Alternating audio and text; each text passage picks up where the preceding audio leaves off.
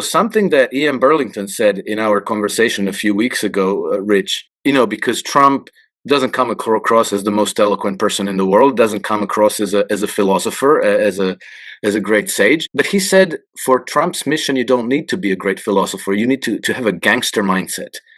Well, let me just say one final thing on the Gabbard investigation. The question that comes up: do you really want to put these people in jail? And what Gabbard's saying is the important question here is accountability. If people think they can go into government service and break the law, lie, cheat for their own benefit, what happens to the idea of a government of law? Reason for these investigations is to get at the truth, and to do that so that we can remove this kind of private interest control over the government of the United States. And the same thing has to happen in the United Kingdom. It's time for the people to say no more. Using Wi-Fi without NordVPN could mean sharing your private stuff with more people than you think. NordVPN. Online security starts with a click.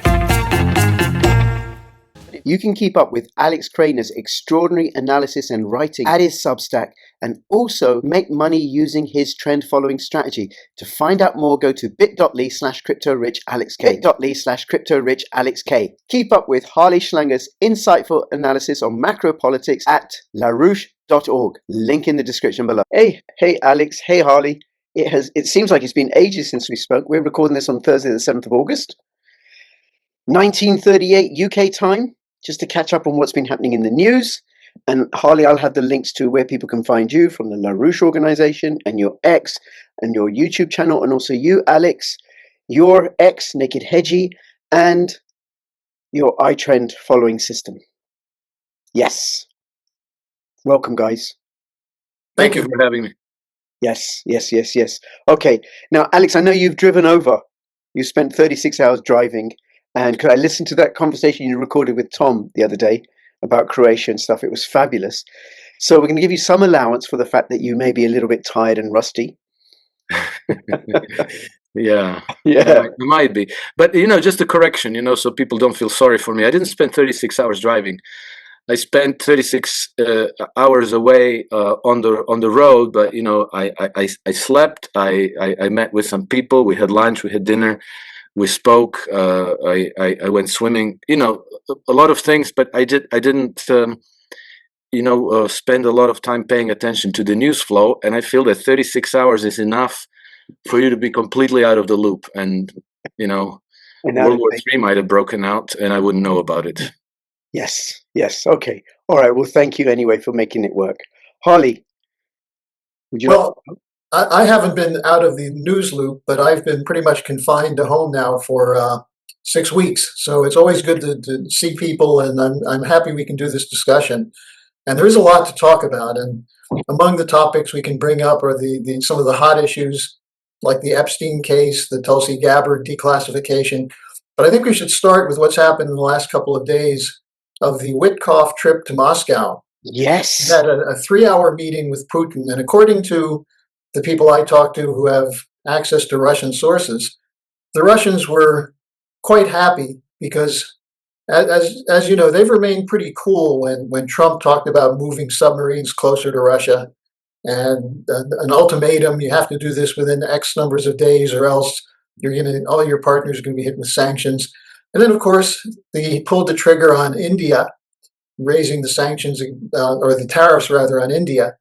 And so there's been a lot of confusion as to what happened to the peace policy, and is there any possibility for a Ukrainian settlement?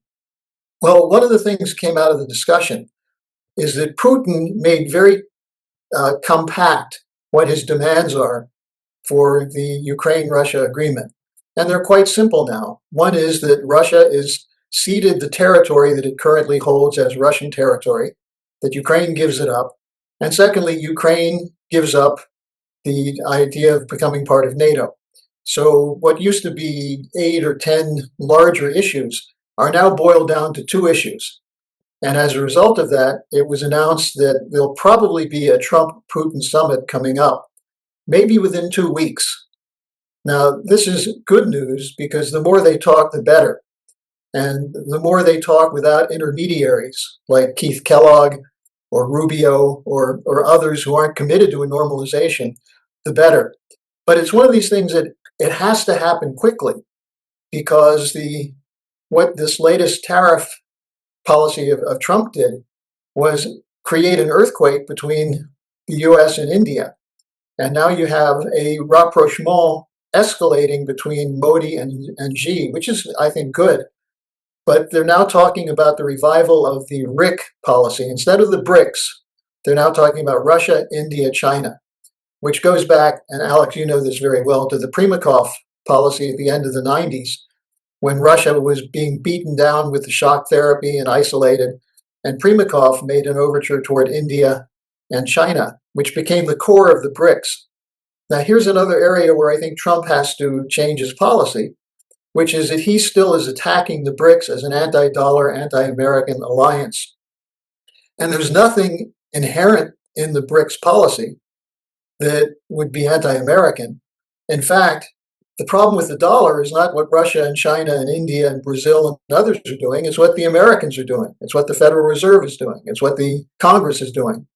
So the more talk, the more diplomacy. And in my daily update today, I just said the time for bluffing and bullying is over. Now is a time for diplomacy. And I think that's really the potential to break out of this. And then you just add the effect of what Gabbard's doing, which maybe we can talk about a little later, of exposing what was really behind Russiagate. It's causing a complete freakout. The Washington Post accused her of anti-Americanism. Harley, let me stop you because I want to give Alex a chance to respond. Yeah. I'm going to say something, and we'll keep it discreet. Talking about, Ukraine, Russia first. So when you started, I just got this image, this recollection of when, my son and my daughter were little, 3 years old, and they're throwing a tantrum. And my wife, we would just watch them. Because what can you do when a 3-year-old throws a tantrum? Make sure they're safe. And, well, that's really interesting. They're really going for it, aren't they?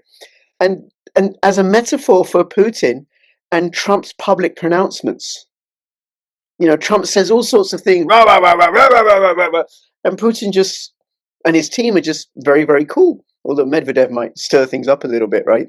And in the background, now my metaphor falls apart now. You've got Witkoff, who, as far as I can tell, doesn't do much in the way of public pronouncements, doing real diplomacy in the background. Yes. So then there's all this misdirection over here, and that's what people focus on. And it kind of trips people up because they misread it. They think that's what's real. I just wanted to add that little bit of my analysis to the mix. Alex, right? You're in the UK, actually anywhere, get a VPN. If you want to be able to access all sorts of perspectives that the government thinks are dangerous for you, get a VPN. nordvpn.com/cryptorich. Okay, what say you? Well, I think that what is very significant is something that I have been suspecting for a long time, and that is that the discussions, the coordination and cooperation between the United States and Russia is far more extensive than we knew. We're only, we knew that Trump called up Putin, that they had a few phone calls, and then Trump was complaining that Putin is very nice, but he always turns around and does whatever he wants, and he was very disappointed and so on. But you don't see any real deterioration in relations. So they're proceeding and they're building on those relations. And I think that it's very significant that Trump again sent Witkoff to Moscow because Witkoff is his man of confidence. So I think that he goes on more sensitive and more important missions than does Secretary of State Marco Rubio. And, that kind of confirms to me that what Trump is doing is very different. As you said, what we get for public consumption is probably psyops and misdirection. What is actually going on is something else that we can only guess about because they're not really telling us. But there's obviously many, many areas of strategic importance to talk about between the United States and Russia. And I think that they're quite obvious. And so my guess would be that that's what they're talking about. It would be trade. It would be international development. It would be, planning a new security architecture for the world. It would be ridding the world of nuclear weapons. And I suspect that they're talking about all of those things and more. And sometimes people say that I give Donald Trump too much credit, and I'm sensitive to that because, nobody wants to be the dupe, But when I look into things and you take into account, let's call it just everything you know about the situation, everything that seems relevant, also taking into account human psychology, because that's part of the whole equation, then I always fall back on the conviction that what we get on the surface, what we get on the facade, can't possibly be true. It's too dumb. It's just simply so idiotic. It would be like missing a penalty 10 times in a row, I don't know how to call it. It would just be so. It has to be something else. And from that point on, you have to guess at what it is. And then people say like, oh, look at Trump. He's so shallow. He's not capable of 5D chess. And if I lay out what I think might be happening, they say like, oh, well, the way you put it, it seems like Trump is playing this super complex 5D chess. But it really isn't 5D chess. It's just that we are so poorly informed and we are so misinformed that if you suppose that something actually constructive and good is going on, that seems so exotic. That seems like 5D chess. And it isn't really. And then, something that Ian Burlington said in our conversation a few weeks ago, Rich, and he said, because Trump doesn't come across as the most eloquent person in the world, doesn't come across as a philosopher, as a great sage, but he said, for Trump's mission, you don't need to be a great philosopher. You need to have a gangster mindset. And I think that once you have the gangster mind, street smarts, just simply street smarts, understanding where the risk is, what you want to achieve, and how you have to go about achieving it in a let's say, perhaps not devious way, but let's say in a cunning way. Smart, strategic. That's not 5D chess. That's just simply being a cunning player, Yeah. And then his objectives, I often say, if I were a rabid Zionist, I would distrust Trump very deeply. I wouldn't buy his allegiance to Israel and his devotion to Benjamin Netanyahu and blah, blah, blah, all of these things. And, that seems like an exotic thought. But, if you go back to 2012, the whole of the U.S. intelligence community went back to the drawing board to study the problem of Israel. And they came to the conclusion that Israel is very sharply at odds with the U.S. interests in the region, in the Middle East, West Asia. And this is practically a consensus of the 17 intelligence agencies. An article was published in the Foreign Policy Journal. Its title was U.S. Preparing for a Post-Israel Middle East, ? Was published 28 August 2012. And it's an 82-page paper. And the conclusions of this paper are staggering, and they're very much at odds with the how do you call it, public consensus about Israel, where everybody's convinced that Israel controls the United States. Well, they have influence, obviously, but they don't control everything in the United States, and the United States is not a monolith. And a lot of people in the U.S. Political establishment are very sensitive to the well-established fact that the interest of Israel and the interest of the United States are not only compatible, they're very sharply at odds with each other. And so, does Trump understand this? I would assume that he does. And then there are also other studies and other reports that have been published by the planners and strategists at the Pentagon, who came to very, very similar conclusions, that the United States can no longer continue doing what it's doing because, and this was in 2011. And this I cannot give you the title of that report because I don't remember it off the top of my head. It would take me a while to find it. But basically, they said we have options now. We can pull back. in 10 years, by 2021, we will no longer have options. It'll be too late. So, severe damage has been done to the United States, to its interests, to its levels of debt, levels of military involvement, depletion and weakening of its military, loss of reputation around the world, and on and on and on and on. All of those things have happened by now. But military planners at the Pentagon were warning about all these things, but there was no change in course. Now, is it too far out to think that Trump might be making that change of course? Because all of this has been thought through. All of this has been laid out on the table. This is the problems that we're facing, and somebody has to fix. And then the public discourse, people just let themselves go off. They post these pictures of Trump pulling up the chair for Netanyahu. Trump with a kippah, putting his hands on the Wailing Wall. And then, they jump to the conclusion that Trump is just completely over his head, in for Israel, that his all make Israel great again. Israel is Israel's interests more. You'd have to have better evidence for that. Not conjecture. Okay, Alex, let me bring Harley in, right? And I'm sure those people who object to the US and Trump's policies towards Israel, I mean, I can have better evidence than that, like, for example, the continuing genocide in Gaza. But I don't want you to respond to that. I want to see what Harley has to say to that. Well, what I would say is there's a continuing fight inside the intelligence community, which is partly revealed by these declassified documents on Russiagate. But you're right, there's been a fight over Israel policy for a long time. And you have on the one side people who look to Israel as a U.S. ally and a crucial component of U.S. policy towards Southwest Asia.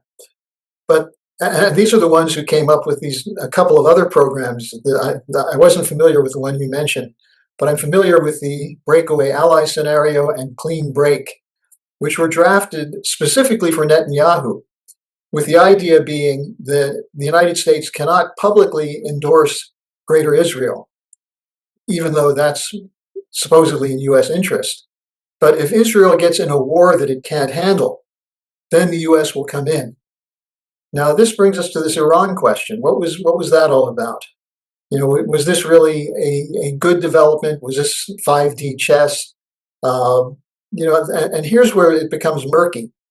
If you conclude that Trump knows what he's doing, then you have to assume that he has some back deal with Putin and Xi and so on.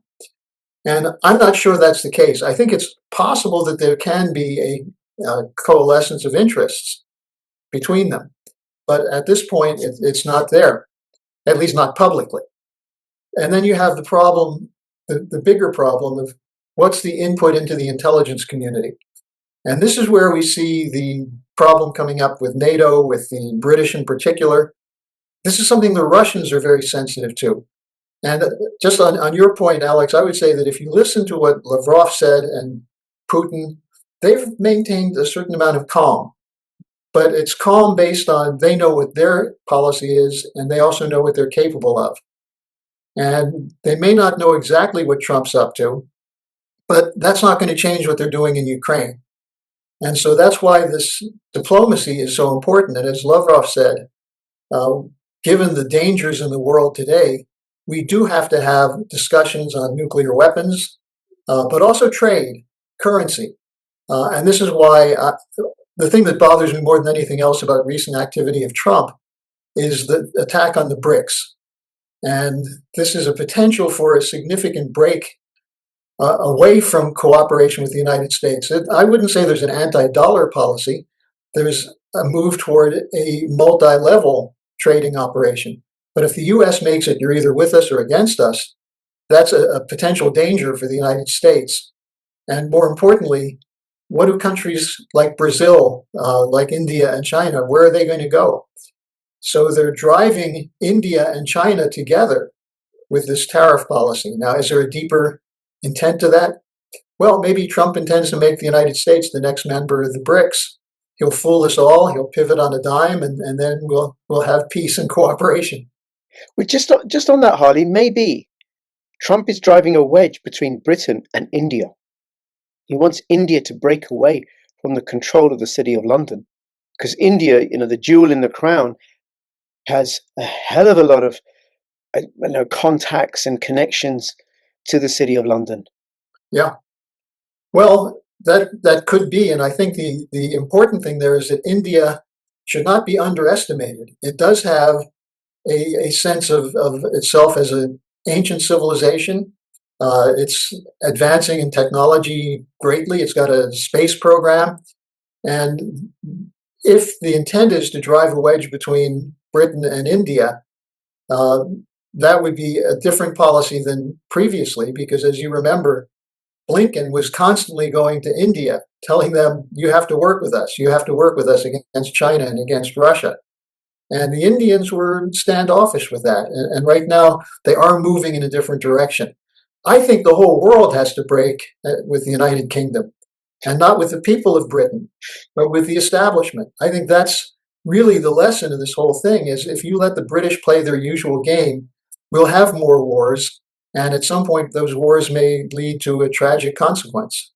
Yeah, which takes us back to the India-Pakistan war that Trump stopped, which was happening at the same time as Rubio was visiting Modi. And then all of a sudden, out of nowhere, it flares up because some people got killed. It's like pretty usual British tactic. And I just wonder, because there's one argument you made, Alex, on another podcast, that what Trump has got to do, he's got to make sure that he wins the midterms. Therefore, he mustn't lose the vote of the Christian evangelist bloc. So he has to look like he's supporting the Zionist vision until the midterms are over. Because, his whole attitude and approach to Israel it doesn't fit his very clear anti-war ethos. What he did with Iran and Israel does fit, because he's taken away Israel's reason for attacking, anybody's reasons for attacking Iran, because he says he destroyed their nuclear facilities. And I just wonder if what he's out to do is to attack empire, British Empire, everywhere else first, leaving Israel till last. Because if he were to take it on now, he'd have his legs chopped off by those that work for, because it's a UK British, it's an MI6 project. What is an MI6 project? Israel's a British. Oh, right. Yes. I think, a few things that are extremely interesting here. I'll go back to the question of Israel and Palestine.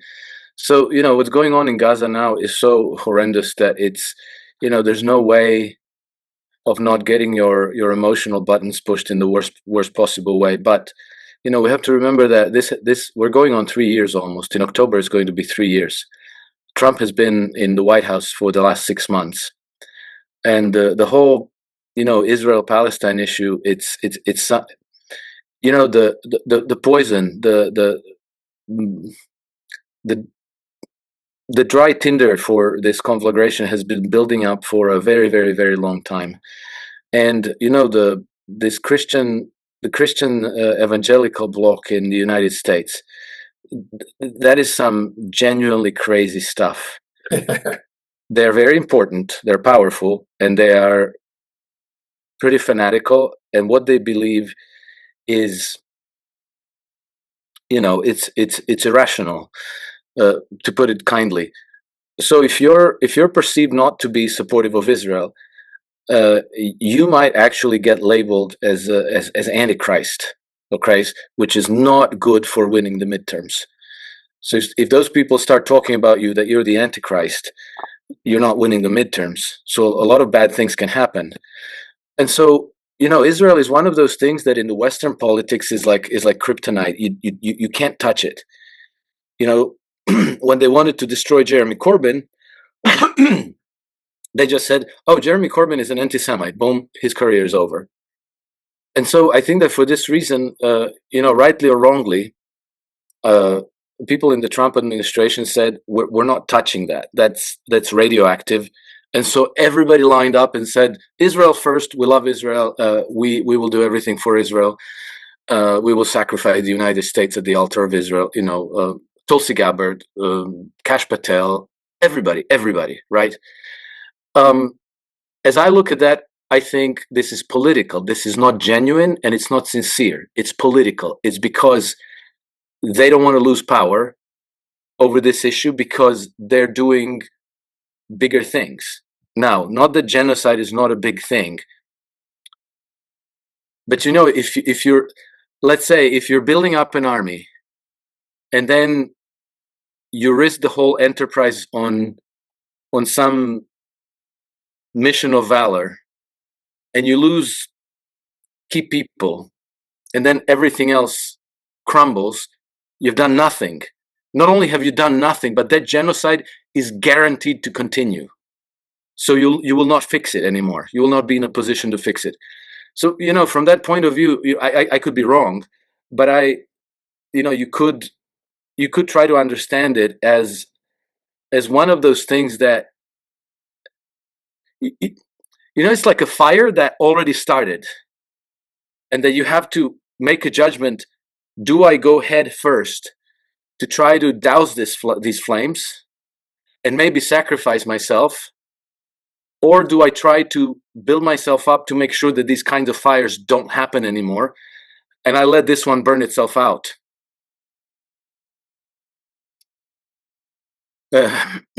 Anyway.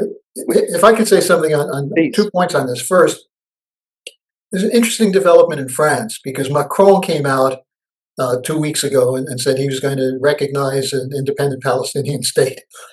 And he came under attack because he said he would do that in September. And what's interesting about this is that the question was raised in France, with large demonstrations and in the military as well. What's the purpose of making a symbolic gesture, but then letting the killing continue? Now, in the meantime, the Jewish community in France has come out very strongly demanding sanctions against Israel. And that's now being reflected inside Israel, where their key figures are saying the West should sanction Israel to stop the killing. So the Gaza situation is coming to a head. I don't think what Macron did was particularly courageous or good, but I think it bespoke an underlying anger and tension. Now, Trump is facing somewhat similar, both in terms of what's going on within the MAGA movement, with Marjorie Taylor Greene and others who are saying, why are you continuing to support war? But also it raises the whole question of Epstein. Is Trump supporting Israel because of blackmail? But put that aside for a moment, because I have a different take on that. The other problem with the midterm is that there's a growing fear about the U.S. economy. And Trump, the MAGA movement is strong enough for the Republicans to overwhelm the incompetent Democrats who have nothing to say.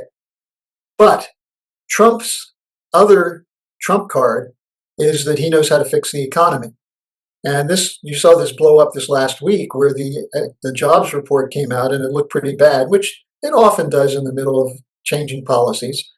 But Trump immediately called for the firing of the statistician because there's a deep sensitivity in the Trump camp that if you have too many of these things, the opposition to genocide, fighting against the Christian Zionist faction, the weakening of the economy, then it's heading toward a potential disaster. And so, you have these competing dynamics going on. I think that's why Trump has decided that he's got to get it right with Putin. And I think if he does that, it buys him an enormous amount of goodwill and time. So I think these are some of the competing. Alex, you probably have heard me say this before. I don't do Trumpology because he's so all over the place that anyone who claims to know what he's doing and what he intends. They're guessing, yes. Yeah, my friend Roger Stone has always said, the one thing that's predictable about him is that he's unpredictable. And right. Some people see that as a strength, some as a weakness. In international affairs, when you have the weapons that can wipe out the planet, maybe a little more predictability is a good thing. But I think that's what we're moving toward with the potential of the Putin-Trump meeting. Alex? I wanted to add something else because, Rich, you mentioned Antony Blinken kind of pushing India to help out the globalists against Russia and China. And yes, we see, as Harley noted, we see that India is kind of, pulling away from that. But I think that perhaps they did get some engagement from Indian deep state, which I presume exists, because very strange things are happening, for example, in Croatia. In Croatia, the largest national minority used to be the Serbs. That is no longer the case. The largest national minority now are the Nepalese in Croatia. Very strange. Hindus. Strange. Yeah. The Chinese were going to build a fast railroad connection from the city of Rijeka, which is the largest port in Croatia, to the capital Zagreb. So that was going to be a fast railroad. That got shut down by the EU, and instead they started giving all kinds of concessions to the Indians. And then Modi came to visit Croatia, and the Indians are very keen on buying up all of the ports in Croatia. And now what are all these Nepalese and Indians doing in Croatia? Well, a lot of them are driving food delivery. How do you call it? Food delivery. Those motorcycles, Oh, Uber, the Uber deliveries, Deliveroo. Yeah, and the company that's running this is Wolt, W-O-L-T. It's an Israeli company. And so the whole thing, because what happens is they start gathering a lot of intelligence about, you order something, then they know where you live, they know the route, how you get there, they know what you order. And so now this is building up a, I don't know if this does anything, but it's building up a large database of people and places, and these people on an individual basis know how to get everywhere really quickly. And so it's all looking very, very suspicious. And it seems like some kind of an intelligence setup, because, you have Indians, you have the Israelis or Israeli technology. British are all over the Balkans. They're not. I don't know if they're very, very present in Croatia, but they're very, very present in Bosnia, where you have, three constituent peoples: Croats who are Catholics, Serbs who are Orthodox Christian, and Muslims who are Muslim. And this is really that that jar of different color ends that's easy to shake up. And so the fact that they're all in there, and the fact that India is implicated in ways that don't look good, is concern is very concerning. Alex, that got me thinking about. I don't know much about the relations between Nepal and India, but I imagine that Nepal is very much the minor partner, and Nepalese speak Hindi, and they're Hindu, so there'll be ties through that in a way that India won't have with Bangladesh or with Pakistan. Yeah. Then I'm reminded of a deal that Starmer struck with India a few weeks ago that allows Indian nationals to come to the UK to work, and British businesses that employ them will pay less tax and national insurance for employing foreign-born Indians versus employing Britons. It becomes cheaper to import Indians for business. It becomes cheaper for them to import Indians than it does to employ Britons. It's very strange, isn't it? That is really strange, right? But it makes sense considering that Starmer is completely captured in service of the MI6. And what I've said before is how during lockdown, all these Indian and Pakistanis turned up ruling parts of Europe, Varadkar and Hamza Yusuf and Rishi Sunak and Patel and all the others. So there's something else you can throw into that, which is that Modi seems to be leaning in both directions. I mean, he's a very clever politician that way, but he just agreed as of yesterday that he will visit China for the upcoming Shanghai Cooperation Organization meeting, which is at the end of August, 1st of September. And of course, I think it's the 2nd of September, the Chinese are having this major military parade to commemorate the end of World War II in Asia. And so there are all kinds of talks. Jaishankar, the foreign minister, has been in China recently. Wang Yi from China has been in India. And the other thing that's being discussed is a Chinese role in the rebuilding of Gaza. And this brings in a potential way out for Trump, because the United States is not going to pay for it. If you really want to rebuild something, who in the world now has the material and the personnel that can do that as an extension of the Belt and Road Initiative? And there's an alternative proposal, which is the Indian proposal for transport connections through the Mideast. So there's a lot of competing parts here. And there's nothing that's really clear, except to me, the one thing that's clear is that the City of London doesn't want any of this to work.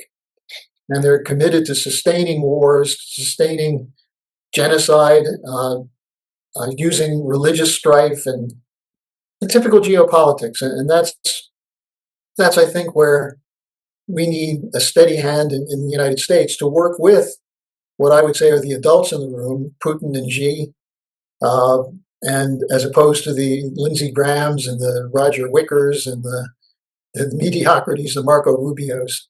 The fact that Rubio is now National Security Advisor and Secretary of State doesn't give me peace at night. No. Which I think kind of neatly almost segues us to Obamagate. I haven't looked at the fabulous, balanced, investigative newspaper that is The Guardian for a few days now. But what I have noticed is, previous to that, is how they've gone really quiet on the story. It's all about... They got quiet on the Russiagate? Yeah. That's interesting, isn't it? Yeah. Initially, when it all came out, they were saying, oh, this is just a conspiracy theory, Russiagate was proven, blah, blah, blah. And then they published Obama's rebuttal. But what they didn't publish a few days later was Tulsi's rebuttal of Obama's rebuttal, further evidence, the way that she's rolling out slowly. It's just gone quiet. Well, I think both of you know, I sent you a report that we did, a white paper, on what's the real origin of Russiagate. And they're trying to focus it on Trump versus Obama.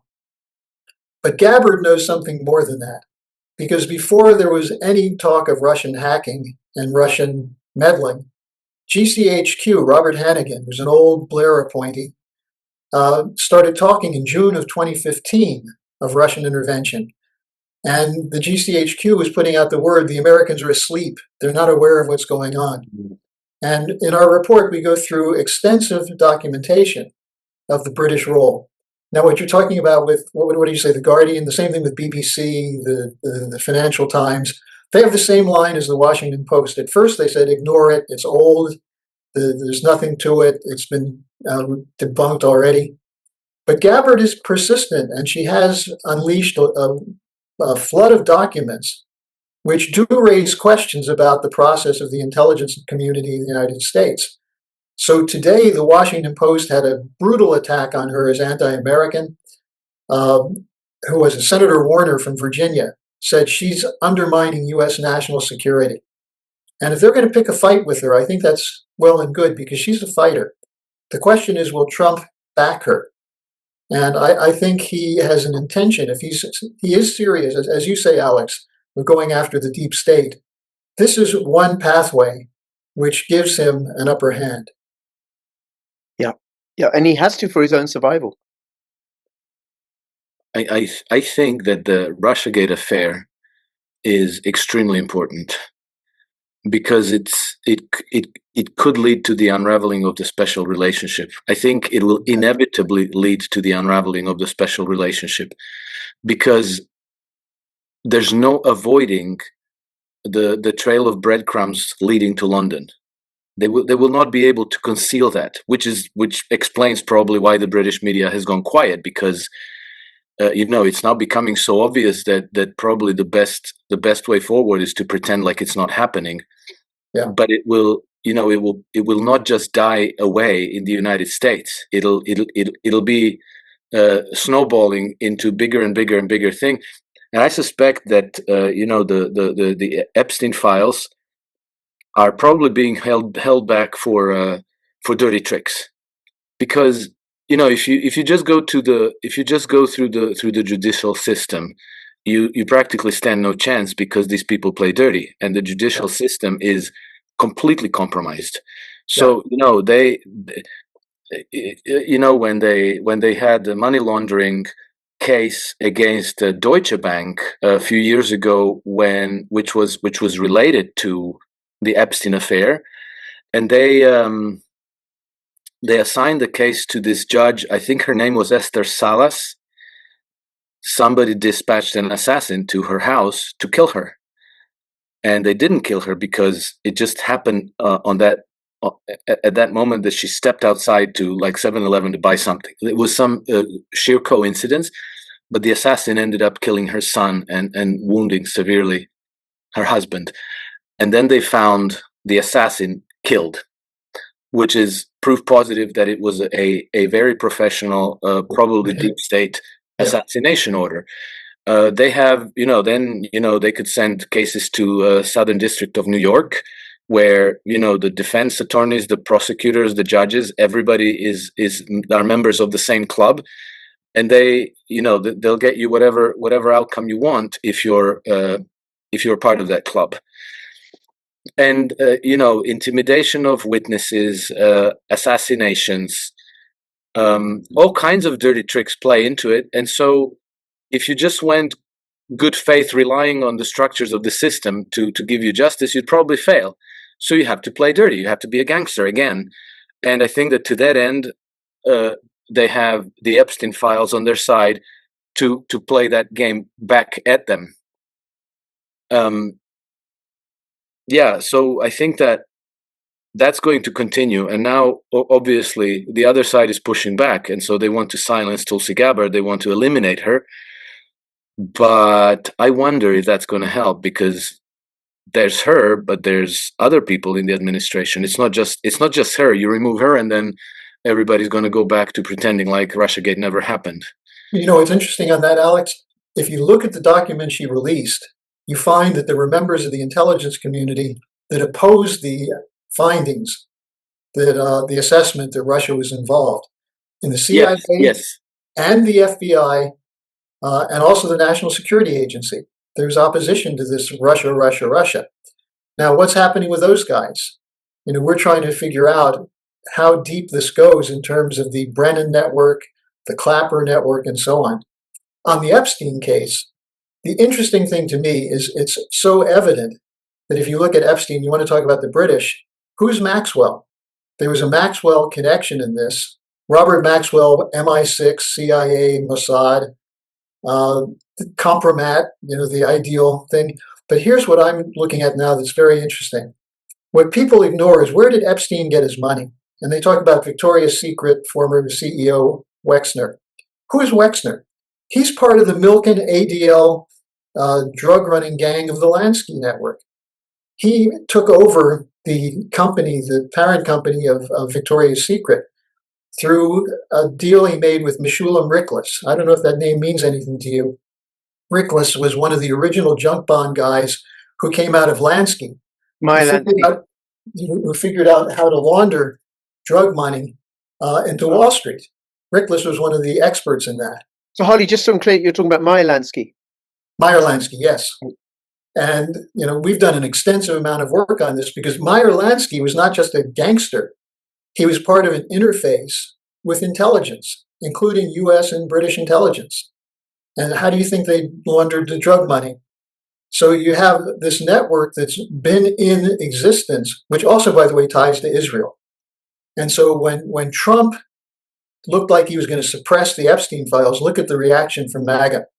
So you've got a whole series of potential explosions on every front. Now, the best thing to do is pure transparency. And I think letting Gabbard do what she's going to do and supporting her. I mentioned we wrote a white paper that gives, it's short, it's 12 pages, but it goes through what's behind Russiagate. That the whole issue was not just Trump. It's what Trump wanted to do. That Trump insisted he was going to have a normalization of relations with Russia. That's still the issue in Ukraine. That's still the overriding issue. And that's where London has used its influence to keep the United States against Russia, against China. So this has the potential to blow everything up. And Yes. with your assessment of things, Alex, I think if Trump understands that, he's going to let it play out to the end. But it also has pitfalls for him because the Epstein crowd was not a very nice crowd. Yes. Can I say something about I am going to say something, Alex, while you're thinking. Yeah, thank you. I could use some thinking time. I'm still trying to work out what is going with this Epstein thing, right? What is going on? Is Trump complicit? Because there's a really great British investigative journalist, Johnny Vedmore, and I did a video with him a few months ago, and he said that Epstein and Trump did have connections, but Trump was smart. He didn't go to Mar-a-Lago. He didn't go to Epstein Island, but he cavorted with him in New York.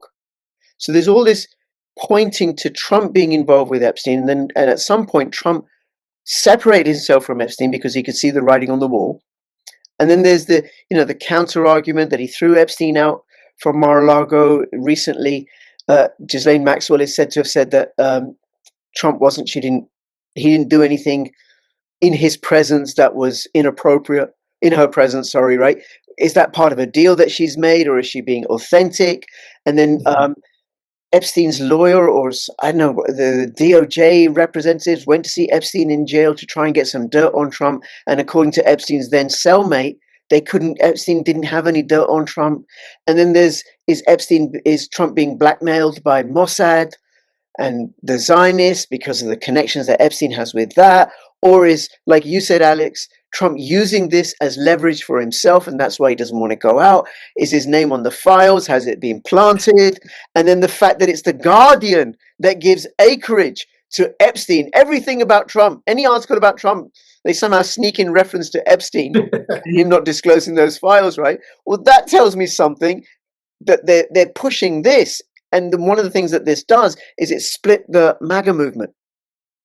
And then there's also what Alex Jones has said, which is that the people involved in Epstein are so powerful and so numerous, it would bring down many, many corporations and many, many governments. So, what's the truth, Alex? Well, yeah, I don't know what the truth is, but I have a hard time thinking that Trump would be compromised by Epstein files, because if there was a compromise that could destroy him, there was a time to go with that, because there was a time in between his two administrations when they really came close to destroying him.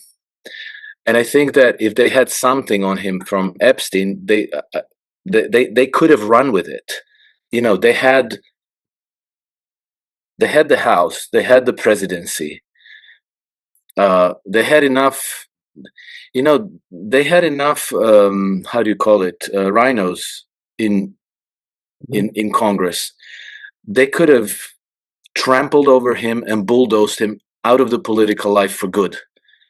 So the fact that nothing came out tells me that probably there isn't anything there, or what's there is, not particularly salacious. Exactly. So like the Russiagate case. Yeah, like the Russiagate case. What was there was nothing. It was manufactured and concocted. Yeah. And what we're seeing is a war between what Burlingame talks about, the sport of kings, the higher level, the people of the City of London and the corporate establishment are trying to figure out how they can continue to stay in power when a lot of the potential or the power that underlies them is being eroded, like the debt crisis, the problem with the dollar. So that's why this is an incredibly volatile moment in history. Yes. And what's necessary is for the people to become a player in policy again. Yes. For the citizens to take interest not in who's sleeping with whom and who's getting caught, but what are the policy implications for the future for myself, my family, and my children? And if we can, and that's where when Trump is at his best is when he talks to people about cleaning out this mess, getting America back to where we're producing things, where there's honesty and That's what resonates. But the intelligence warriors will throw everything in the mix to try and prevent that from happening. Yes, correct. And I wanted to point out something that seems unrelated, but I think it is relevant. I've noticed that Turkey has just kind of vanished from world affairs. Yeah. And I thought that was very curious because you remember last December there was this incursion into Syria. They took down Bashar al-Assad government. The whole thing was extremely shocking. So at the time I was saying there's no way for an army to fold in a space of 9 days against a bunch like 30,000 jihadis tops on Toyota pickup trucks. And so I spoke with an army general yesterday, and I told him, look, you paid attention to the event in Syria. Could this possibly happen? And he told me there is no way in the world that a standing army will just dissipate in the space of 9 days unless there was an order given for that to happen. And so he said, I know what happened. He said the order was given by the Russians. And part of the Syrian Arab army went to Iraq, part of the Syrian Arab army went to Iran, and they're still there. And they're preparing for a future intervention back into Syria. And what happened is that they let the Turks in. They knew that Turks are coordinating, that the Turks are preparing this with the British. And I think that now everybody understands what happened. And now nobody's talking to the Turks. So you see, the Iranians are flying to Russia. The Russians are flying to Iran. The Chinese are talking to the Iranians. The Iranians are talking to the Chinese and the Russians, and the Chinese are talking to the Russians. And so, and the Saudis. And this new alliance is coming together. It's becoming more determined, more solid, more trusting among the members. But nobody's talking to Erdogan anymore. I think that Erdogan walked into a trap in how do you call it, in Syria, and apparently, and this is strange, but I now have confirmation from two sides that are completely unrelated to one another and come from completely different angles, who are basically saying that this new world order completes when the Russians take over Constantinople. So that's what they're talking about. They're not talking about Istanbul. They're talking about Constantinople. And the first time I heard this was from a Sheikh Imran Hussein, who is the Islamic eschatologist, and he was saying that.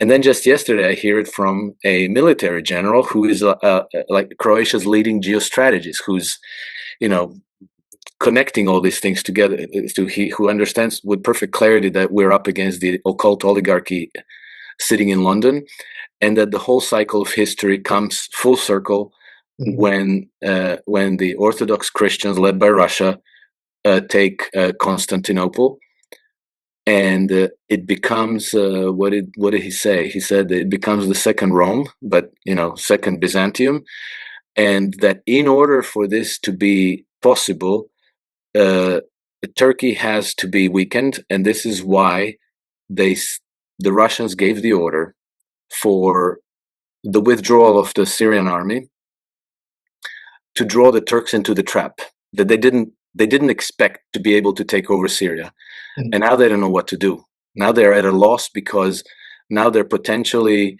looking at a potential war against Israel. They're looking at a potential war against the Kurds. They're looking at a potential war against the Americans, who are still allied with the Kurds, and who still have remnants of the Free Syrian Army. So it's a major morass, which is now in a kind of like when Wile E. Coyote runs over the cliff, and then he levitates for a few moments before he goes down. Well, it seems that Turkey is at that lessons in gravity point, and then it's going to be a massive quagmire and probably a major catastrophe for Erdogan. And, just to add to that, you talk about the British part in it. The person from the United Kingdom who's been in Syria quite a bit recently is Jonathan Powell, Yes, the yes. security advisor to Starmer, who was the security advisor to Tony Blair. He was his chief of staff. That's right. And don't leave out Blair in this equation, because Blair is Blair's really important. I think Blair's the still, U.S. version of Obama. He's still in charge. He is still in charge. If you go back to the last Davos meeting, he had an interview with the new Syrian government's foreign minister, Assad al-Shara, something like this. And this guy was a former founder of Al-Qaeda in Syria. Yeah. And now Tony Blair is interviewing him like this really nice progressive guy who's talking about empowering women and education and rights for all the Syrians, and all these wonderful things right in Davos. And the transformation of these jihadis into statesmen in suits, that was Jonathan Powell's assignment. He was the one who was doing this. And if you listen to if you read Vanessa Beeley and listen to her interview, she says like all the 4-star hotels in Damascus are chock full of Brits. And then one of those towns in the southern Turkey, close to Homs, is the MI6 Central. They are coordinating everything from there. Now, Blair did something interesting when he left office. He converted to Catholicism.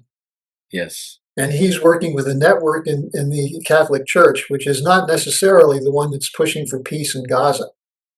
And when you talk about this convergence, in a sense, a Gnostic kind of ecumenicism, mainly the evil forces coming together. Blair is at the center of that.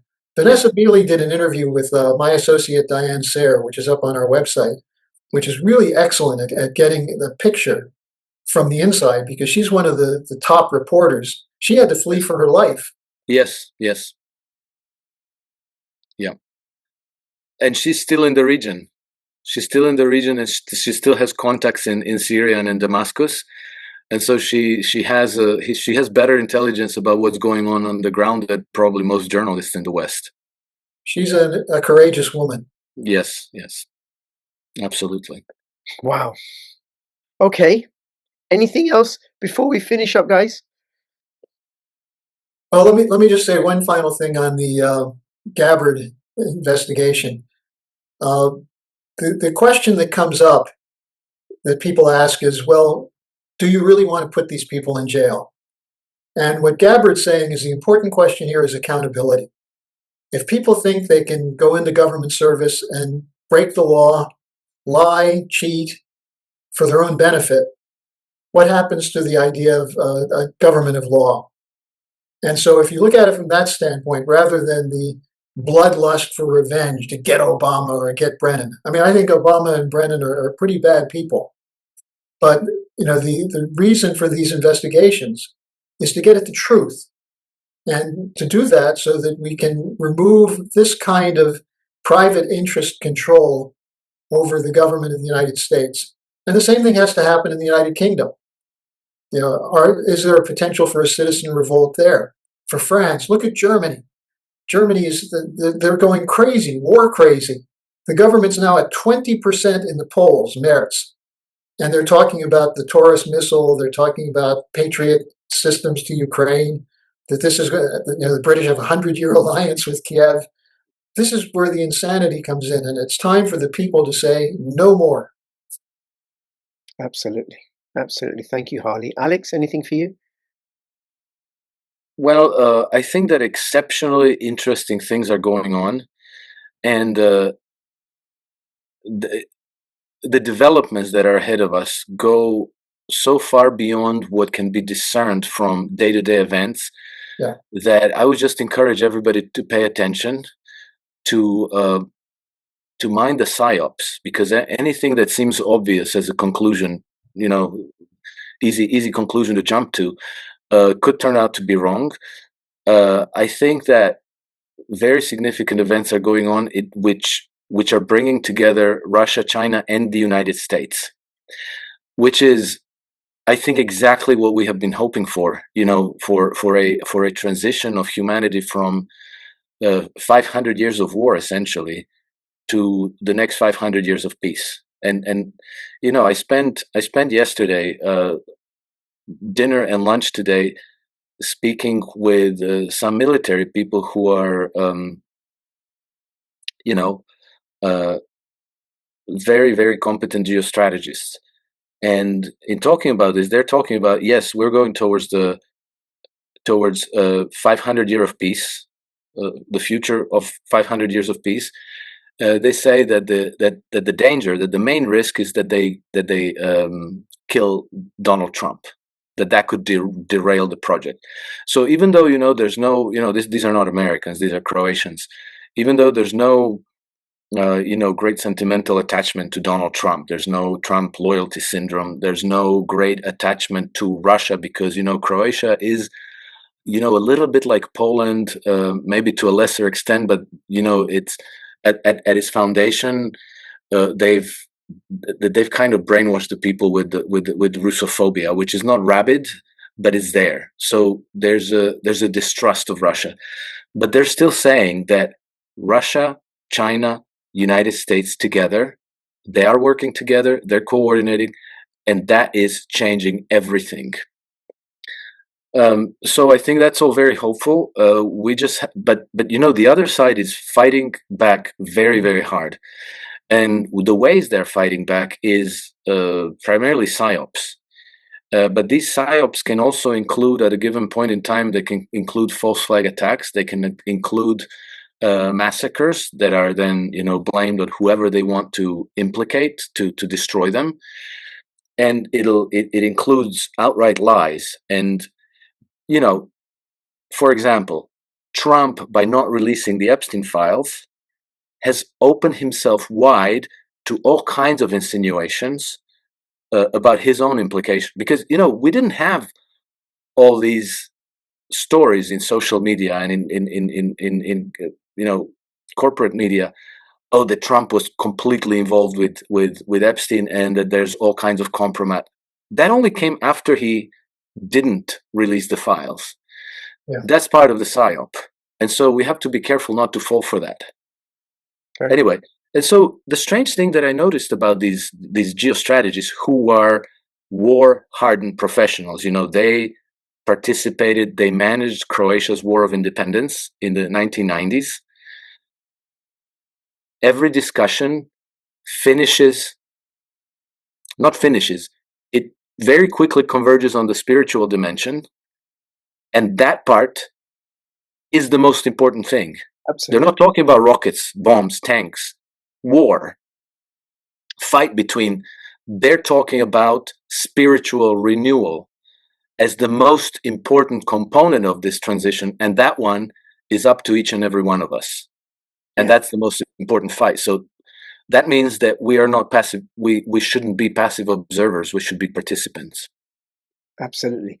Alex, thank you. And this, you and I have talked online. There is a spiritual renewal happening.